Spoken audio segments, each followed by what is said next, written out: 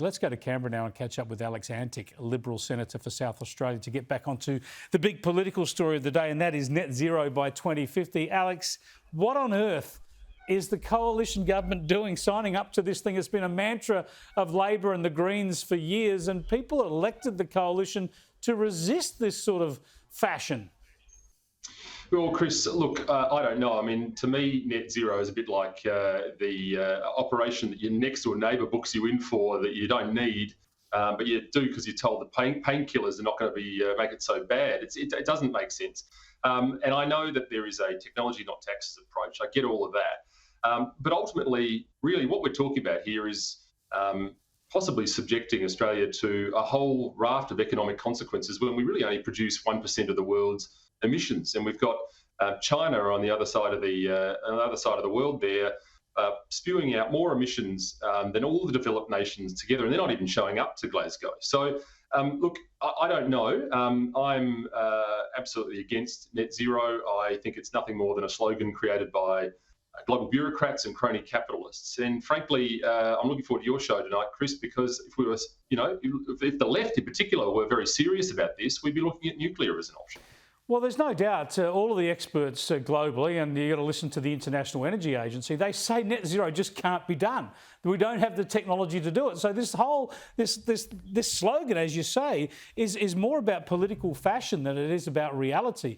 But it does bring us to the debate now about 2030, because Labor are stuck with a higher target for 2030. It's only going to be 8 years away from the election. And they're probably going to have to demonstrate how they can achieve their target, because whether you agree with all the renewables push and everything we've had in Australia so far, it is on track to deliver your 28% target by 2030. Well, that's right. And that's exactly the point, actually, is that we are on track to meet and smash our Paris targets, which revolve around that 2030 measure. So, look, I don't know. I don't know how Labor better do that. And in fact, a lot of the reductions that we see in net zero targets themselves rely on potentially technology that doesn't exist yet. So I can guarantee that nuclear won't be part of Labor's plan. It's a shame because it ticks all the boxes as far as I'm concerned: safe, and emission-free virtually, and proven. Ultimately, we need to work on technologies that are actually proven, not things that stop when the sun goes and when the wind stops blowing. So, look, I don't know, but frankly, I think Australia does more than its fair share of heavy lifting, and it should stay the way it is. Yeah, well, nice of you to promote my doco. Yes, that's 8 o'clock here tonight on Sky News. But just when you have this very practical but sceptical view about net zero by 2050, you're a part of the government, you're a government senator. What does this tell us? That not everybody in the coalition party room supports it. Does it mean it could be up for review? Because if there's a change of leadership in Europe, if there's a change of president of the USA, this thing will all swing back the other way. Well, that's right. Look, I think, as we know, coalition is a broad church. I'm sure that applies to both the Liberal and the National Party rooms, of course, and there are a divergence of views, and we've managed those well over the course of time. Look, I think we are seeing a lot of this because of the election of the Biden administration.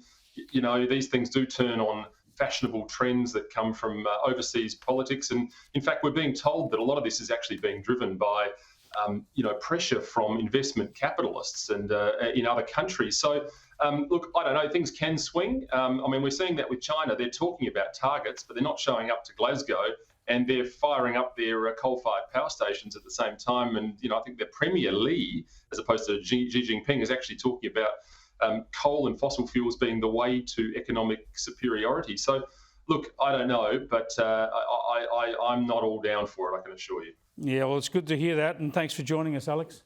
Thanks, Chris. Senator Alex Antic there. He's in Adelaide rather than in Canberra. Some people attending Parliament remotely these days. It is bizarre, isn't it? China is going to get stronger on our gas and coal and iron ore. We're not so much interested in using our coal anymore.